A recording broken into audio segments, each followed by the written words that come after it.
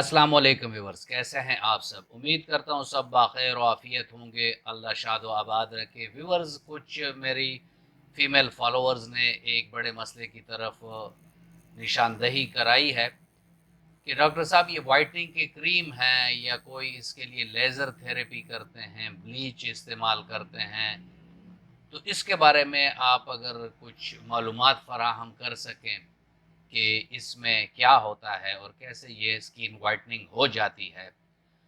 तो इस वीडियो में मैं आपको जो प्रोसेसेस मैंने नाम लिए हैं इनका भी बताऊंगा कि ये क्या करते हैं और क्या इसके हमारे जिस्म पर या सेहत पर इसके मुज़र असरात पड़ते हैं।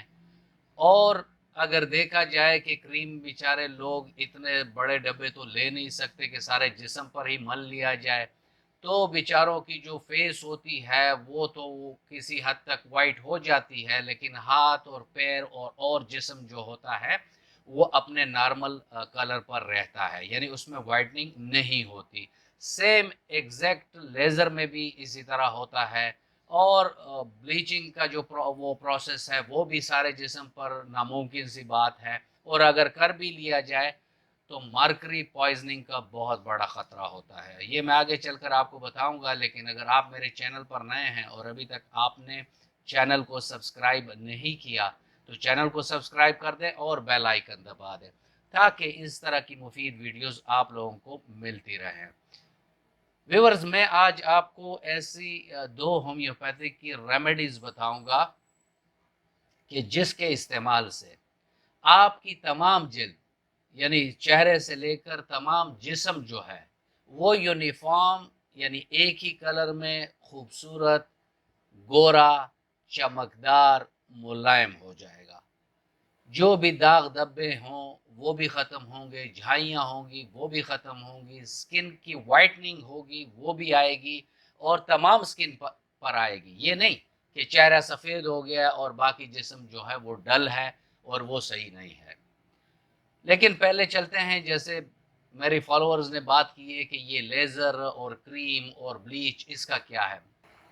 ये 2014 में अमेरिका में एक रिसर्च स्टडी जो शाया हुई और उसमें 549 यानी 549 किस्म के स्किन को वाइट करने वाले क्रीमें मार्केट से उठाई गई रैंडमली और उनका लेबॉर्ट्री तज्जिया किया गया। और इस लेबॉर्ट्री तज्जिए में ये बात सामने आई कि इसमें 12% तक मर्करी कंटेंट्स होते हैं, इसमें भी होते हैं, और ब्लीच के उसमें भी मर्करी कंटेंट्स होते हैं। और इस पर जब साइंटिस्ट ने रिसर्च की कि मर्करी की क्या फिर इससे नुकसानात हो सकते हैं जिस्म पर या लगाने से, तो उसमें ये बात सामने आई कि इससे डर्माटाइटिस भी हो सकता है, यानी स्किन की एक बीमारी है, इन्फ्लेमेशन ऑफ स्किन हो सकती है, स्कार्स पड़ सकते हैं, दाने निकल सकते हैं, स्केली स्किन हो सकती है, जिसे कहते हैं परत दर परत स्किन इस तरह स्केली सी हो जाती है। इसके अलावा जब ये सिस्टमिक यानी हमारे जो पोर्स हैं उसके अंदर ये ब्लड में शामिल होता है, तो जब ब्लड में शामिल होता है तो किडनी फेल्योर तक केसेस, अगर कॉन्स्टेंटली कोई ये काम कर रहा है और उसके जिस्म में बार बार ये मरकरी दाखिल हो रही है खून में, क्योंकि जो स्किन में है या जहाँ भी वो ब्लीच या क्रीम लगाते हैं तो वो नीचे पोर्स के जरिए जिस्म में दाखिल होती है, तभी तो वो वाइट करेगा। क्योंकि हमारी जो कम्प्लेक्शन है वो तो मेलानोसाइट्स की वजह से, जो मेलानिन पिगमेंट्स जो हमें अपने आबाओ अजदाद से मिले होते हैं कि या हम काले हैं या गोरे हैं या मतलब हमारा जो भी कलर है, अब उसको आप नीचे मेलानोसाइट्स सेल्स पे जाकर और वहां पे आप चेंज कर रहे हैं अपनी रंगत को, तो डेफिनेटली वो ब्लड स्ट्रीम में दाखिल होगा, और जब ब्लड स्ट्रीम में दाखिल होगा तो वहां से फिर स्किन कैंसर भी हो सकता है, गुर्दे फेल्योर भी हो सकते हैं। सेम लेजर थेरेपी जो है उसका भी यही साइड इफेक्ट है कि ये जो नीचे मेलानोसाइट्स अगर डैमेज हो जाए तो आप बर्स के मर्ज पर भी जा सकते हैं। अव्वल तो यही होता है कि आप कहीं भी देख लें कि जिन लोगों ने स्किन वाइटनिंग के लिए लेज़र कराई है तो उनके स्किन में फ़र्क होता है, जहाँ लेज़र हुआ होता है वो कुछ ज़्यादा ही ब्राइट होता है, जो और स्किन होता है जहाँ उसने लेज़र नहीं कराया उसमें फ़र्क होता है। और दूसरी बात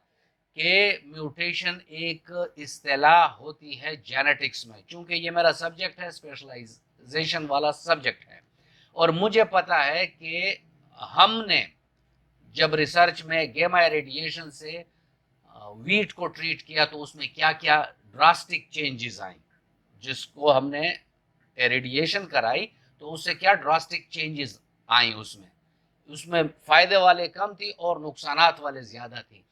या मैं इस बहस में नहीं पढ़ूंगा कि उसमें प्लांट्स में क्या हो रहा है और ह्यूमन बड़ा डेलिकेट है, बहुत नरम है। तो अगर ये लेज़र आप मुस्तकिल कराती हैं या ऑफ एंड ऑन कराती हैं तो इससे स्किन कैंसर और मेलानोसाइट्स के डैमेज होने का बहुत बड़ा खतरा है।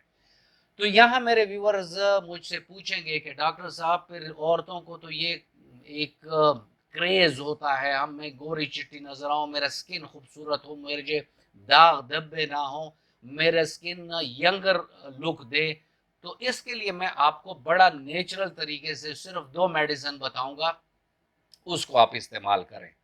इसमें यह होगा कि आप नेचुरली आपके तमाम जिस्म की स्किन जो होगी वो खूबसूरत भी हो जाएगी, निखर भी आएगी, उसमें चमक भी आएगी, मुलायम भी होगी और वाइटनिंग भी होगी उसमें। क्योंकि जो मेडिसिन मैं आपको बता रहा हूँ उससे पेशेंट के हमने जो क्लिनिकल ट्रायल्स कराए हैं और क्लिनिकली पेशेंट को दिए हैं उसमें बहुत बेहतरीन रिजल्ट्स आए हैं।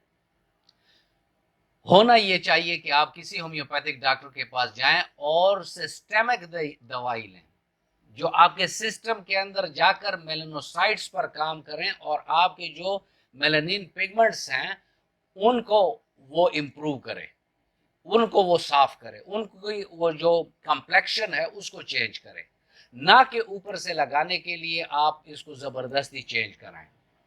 तो इसमें व्यूवर्स याद रखें, हमारी फीमेल बेचारी अगर यंग है या थोड़ी उम्र की हैं तो मेकअप ऑफ एंड ऑन वो इस्तेमाल करती हैं। मेकअप के इस्तेमाल से स्किन डल हो जाती है, स्किन रबड़ की तरह हो जाती है, मसाम उसके पोर जो हैं वो अक्सर बंद हो जाते हैं, ज़्यादा वो फाउंडेशन और इस टाइप की चीज़ें लगाने से उन लोगों की स्किन डल हो जाती है, पीली नजर आती है। और साथ में जो औरतें मेकअप का इस्तेमाल ज़्यादा करती हैं वो अपने उम्र से 10 से 12 साल ज़्यादा लगती हैं अगर उनको मेकअप के बगैर देख लिया जाए। तो इसमें होम्योपैथी की एक बहुत बेहतरीन दवाई है। दवाई बताने से पहले एक बात आप याद रखें कि आप लोगों ने ये 2 दवाइयों के इस्तेमाल से पहले पहले एक डोज आप लोगों ने सल्फर 2 कतरे जुबान पर डालनी है। अगर डॉक्टर से बनवानी है, डिस्पेंसरी से बनवानी है तो उसकी एक पुड़िया आप बनवा लें या 2 गोलियां बनवा कर पहले दिन सुबह नहार 2 गोलियां सल्फर की ले लें। दूसरे दिन से आपने 2 मेडिसिन यूज करनी है, एक है बोविस्टा 30। बोविस्टा 30 क्या करेगी, जो आप लोगों को कॉस्मेटिक्स की वजह से स्किन पर डलनेस आ गई है, स्किन में दाग धब्बे आ गए हैं, स्किन में सख्ती आ गई है, स्किन में मुलायमपन नहीं है, तो इससे ये तमाम चीज़ें ख़त्म हो जाएगी और स्किन में एक ग्लो भी आएगी, उसका टेक्सचर भी इम्प्रूव होगा, उसका कम्प्लेक्शन भी इम्प्रूव होगा, यानी आपकी रंग निखरेगी भी, खूबसूरत भी लगेगी और आप विदाउट मेकअप भी आपके जल्द एक ज़बरदस्त किस्म की ग्लो करेगा। इसके साथ साथ आपने अच्छा बोविस्टा को आपने 30 ताकत में इस तरह इस्तेमाल करना है कि 2 कतरे सुबह, 2 दोपहर, 2 शाम मरीज़ा के ज़ुबान पर आपने डालनी है, ठीक है, यानी 3 टाइम आपने इसको इस्तेमाल करना है। साथ में आपने बारबेरस एक्विफोलियम मदर टेंचर इस्तेमाल करना है। बारबेरस एक्विफोलियम मदर टेंचर या क्यू इसको कह लें, ये आपने आधे कप नीम गर्म पानी में खाने के 2 घंटे बाद आप लोगों ने सुबह दोपहर शाम लेना है। बारबेरस एक्विफोलियम बहुत बेहतरीन मेडिसिन है होम्योपैथिक में, स्किन वाइटनिंग के लिए, दाग धब्बे हटाने के लिए, स्किन के टेक्सचर को यानी उसकी जो साख्त है स्किन की उसको तब अच्छा करने के लिए और स्किन को एक नेचुरल और खूबसूरत चमक निखार देने के लिए। तो ये 2 मेडिसिन आप याद रखें, कोई साबुन की ज़रूरत नहीं है, कोई क्रीम की ज़रूरत नहीं है। सिस्टेमिकली आप लें, एक तस्वीर अपने ही एंड्रॉयड से ले लें, ठीक है, और 1 महीना आप इसको इस्तेमाल करें। मेरी वीडियो यूट्यूब पर मौजूद रहेगी, आप मुझे 1 महीने के बाद इस पर रिप्लाई करें। इंशाअल्लाह रहमान आपके जल्द में वाज़े फ़र्क होगा। इस्तेमाल या इसकी दौरानियाँ इसी पर है कि जितना आप अपने आप को वाइट करना चाहते हैं, खूबसूरत करना चाहते हैं, गोरा करना चाहते हैं, जितनी आप अपने कम्प्लेक्शन को इम्प्रूव करना चाहते हैं, 2 महीने 3 महीने जितना आप इस्तेमाल कर सकते हैं कर लें, कोई इसके साइड इफ़ेक्ट्स नहीं है। इसके अलावा फूड में आप एक बात याद रखें कि आप ज़्यादातर लीफी वेजिटेबल जो ग्रीन कलर के उसमें बायोटीन होता है, तो उससे स्किन खूबसूरत होती है। उसके अलावा फ्रूट में आप जो है स्ट्रॉबेरी ज़्यादा इस्तेमाल करें, पाइनएप्पल ज़्यादा इस्तेमाल करें, एवोकाडो ज़्यादा इस्तेमाल करें, ऑरेंज का जूस ज़्यादा इस्तेमाल करें। इसमें विटामिन सी और कम्प्लेक्शन को इम्प्रूव करने की बहुत बेहतरीन खासियतें हैं। आजकल तरबूज का सीज़न है तो तरबूज भी ज़्यादा इस्तेमाल किया करें। आम ज़्यादा इस्तेमाल ना किया करें क्योंकि उससे पिंपल आ जाते हैं, तो उससे फिर मसला बन सकता है। व्यूअर्स, ये था आज का टॉपिक और मैं उम्मीद करता हूं कि आपको अच्छा लगा होगा। अगर आपको अच्छा लगा है तो वीडियो को लाइक कर दें और फ्रेंड एंड फैमिली मेंबर्स के साथ इसको शेयर कर दें। मिलते हैं किसी ऐसी ही अच्छी वीडियो में, तब तक के लिए इजाज़त। अल्लाह हाफिज़।